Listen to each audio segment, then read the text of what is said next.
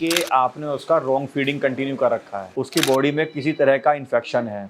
Infection ये viral infection भी हो सकता है या टिक्स के थ्रू या फ्लीट्स के। एक पेट पेरेंट का क्वेश्चन आता है कि सर मेरी जो कैट है वो पानी बहुत कम पीती है और उसकी बॉडी पे मल्टीपल इन्फेक्शन है। देखिए इसके ना कुछ कारण हैं। सबसे पहले कारण समझना बहुत ज़रूरी है। पहला सबसे बड़ा कारण है कि आपने उसका रॉन्ग फीडिंग कंटिन्यू कर रखा है। उसका सबसे पहले फीड ठीक करना है। दूसरा साथ में अगर उसका रॉन्ग फीडिंग रहेगा तो तब तक ये इन्फेक्शन दूर नहीं होगा।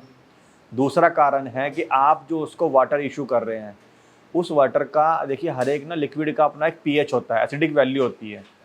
पीएच बहुत ज़रूरी है जानना। आप जो पानी पी रहे हैं उसका पीएच का लेवल क्या है, उसमें मिनरल्स की स्थिति क्या है। अगर आप अपने पेट को या खुद को भी जो पानी दे रहे हैं, अगर उसमें मिनरल्स सही नहीं होंगे, उसकी पीएच वैल्यू सही नहीं होगी, तो डेफिनेटली वहाँ पे जिसे कहते हैं गैस्ट्रो को लेके काफ़ी सारे केस कंटिन्यूसली रहते हैं। ऐसे ही आपके पेट को भी रहेंगे। तो आपको दूसरा फैक्टर ध्यान रखना है कि आपके घर में जो पानी आप उसे इशू कर रहे हैं, उसका वैल्यू क्या है कि शायद उसकी बॉडी में किसी तरह का इन्फेक्शन है।